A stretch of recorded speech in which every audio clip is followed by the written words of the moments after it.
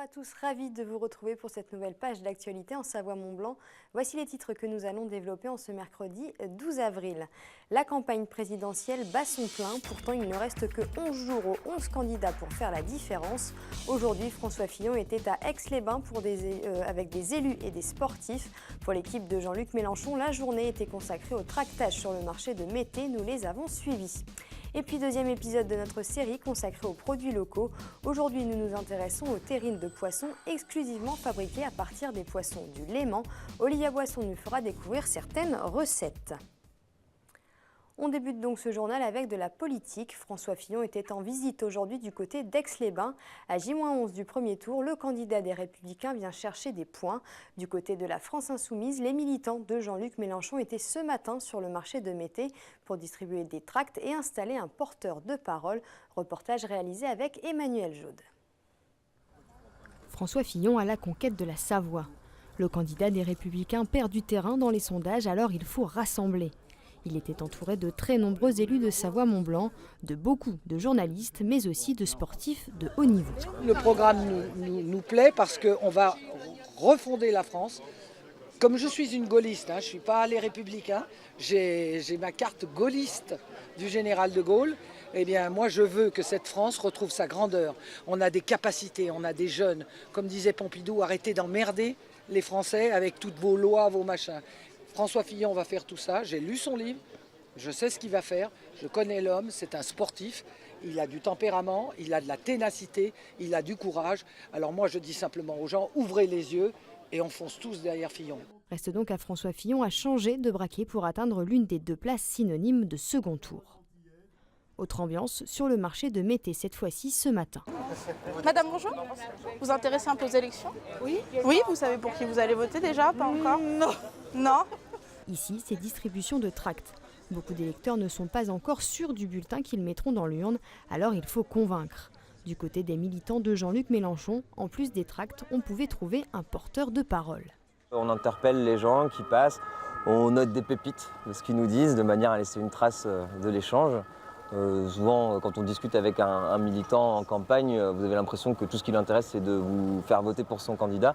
Bon, nous, on essaye plutôt d'avoir un échange un peu plus à égalité. Après, c'est vrai que son programme est hyper abouti. Enfin, il y a eu un chiffrage. Il y a des choses dans son programme, j'y crois absolument pas. Convaincre et encore convaincre des gens déçus du PS ou des Républicains sur une terre avant tout de droite. Et on est sur une terre de droite, qui a un candidat de droite qui a réussi à fâcher même son camp contre lui. Donc pour nous, c'est du pain béni. Vous avez aussi tout un tas de gens de droite qui sont honnêtes, qui sont sincères et qui, du coup, se retrouvent dans ces propositions-là. Le premier tour aura lieu dans 11 jours. 11 jours pour que l'un de ces deux candidats vienne changer la hiérarchie des sondages et pourquoi pas créer la surprise. Politique toujours, pendant 2 semaines, le conseil départemental de Savoie a accueilli une délégation d'élus femmes du conseil départemental de Bignona au Sénégal. Le but, faire découvrir aux élus sénégalaises le fonctionnement d'un conseil départemental en France, mais aussi engager une réflexion sur la place de la femme dans la société française et sénégalaise. On fait le point sur cette expérience avec Guillaume Lesquer. À la veille du départ, c'est l'heure du compte-rendu. Autour de la table, les membres de la délégation d'élus du conseil départemental de Bignona au Sénégal. Elles ont répondu à l'invitation du département savoyard pour passer 2 semaines à la découverte du quotidien de nos élus. L'enjeu de ce voyage était d'abord de montrer aux élus sénégalaises la manière de fonctionner dans un conseil départemental français. L'entité bignonnoise ayant vu le jour il y a 2 ans à peine, les élus ont participé avec la plus grande attention et certaines pratiques les ont d'ailleurs marquées. C'est à plusieurs niveaux. Que ce soit aussi bien au niveau de l'institution, que ce soit aussi bien au niveau de l'accueil des élus savoyards. Au niveau des élus locaux, j'ai vu vraiment qu'ils étaient à proximité. Il y avait un travail de proximité avec leurs mandants, à savoir les citoyens. Ils étaient interpellés un peu partout. Ils avaient tout le temps d'écouter, même si elles sont dans d'autres choses. En plus de cette immersion, différents ateliers étaient organisés, comme par exemple une formation sur la prise de parole, mais le voyage était aussi et surtout une expérience humaine. Pendant ces 15 jours, les élus bignonnoises ont partagé l'avis des conseillères départementales de Chambéry. Ces dernières les ont même accueillies chez elles quelques jours. Elles sont restées 2 semaines, mais pendant 3 jours, nous sommes 6 ou 7 élus départementaux à avoir reçu nos homologues africaines chez nous. Nous avons pu à cette occasion nous rendre compte combien nous avions besoin de nous réapproprier certaines problématiques ou certaines vérités, réalités que nous ne voyons plus au quotidien. L'occasion d'échanger sur la place des femmes et les progrès qu'il reste encore à faire dans les deux pays. Un échange qui s'est soldé par une invitation du côté bignonnois. Elles nous ont invités avec la plus grande chaleur et le plus grand enthousiasme à les rejoindre à l'occasion de la Fête internationale de la femme le 8 mars 2018. Donc je pense que nous allons être un certain nombre à répondre favorablement à cette invitation. Le partenariat Chambéry-Bignona semble donc bien parti pour durer. Vous le savez, la station du Semnoz va se moderniser et ce dès l'hiver 2018. Après 25 ans de bons et loyaux services, le télésiège du Belvédère va laisser sa place à un télésiège mixte, c'est-à-dire des télésièges débrayables 6 places et des cabines d'une capacité de 10 places. Cela permettra d'atteindre le sommet 2 fois plus vite. L'autre débat des enneigeurs est lui toujours sur la table. À noter que les travaux devraient démarrer en août 2017 et durer 3 mois. Deuxième épisode de notre série consacrée aux produits locaux. Aujourd'hui, direction la Haute-Savoie et la Suisse à la découverte d'un produit peu connu, la terrine de poisson. Il y a plusieurs recettes, mais toutes ont un point commun. Le poisson vient exclusivement du Léman. La pêche se fait en France et arrive à Lugrin avant de traverser la frontière pour aller au Bouvray, en Suisse. Olia Boisson assistait à la fabrication de ces produits artisanaux. Ce matin, la pêche a été bonne.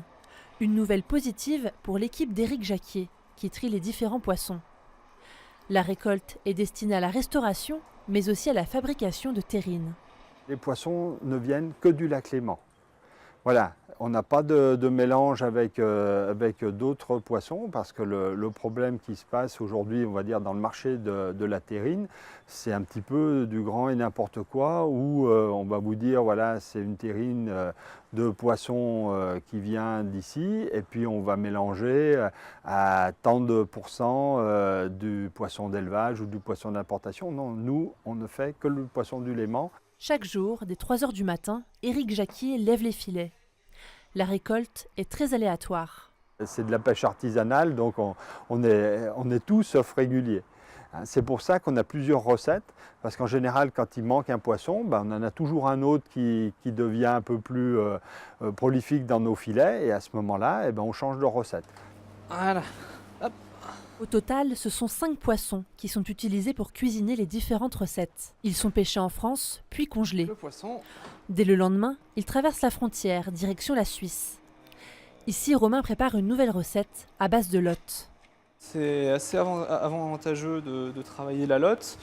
Pour ceux qui lèvent les filets, c'est plus contraignant, on va dire ça comme ça, puisque c'est un poisson qui est très difficile à faire en filet pour des novices. Hop. Une fois la lotte coupée en morceaux, Romain continue d'appliquer la recette. Elle fait partie des 12 produits en vente. On a 8 recettes de ferrat et on a les autres poissons du lac, comme le brochet, l'ongle chevalier, la lotte qu'on est en train de faire aujourd'hui et le gardon.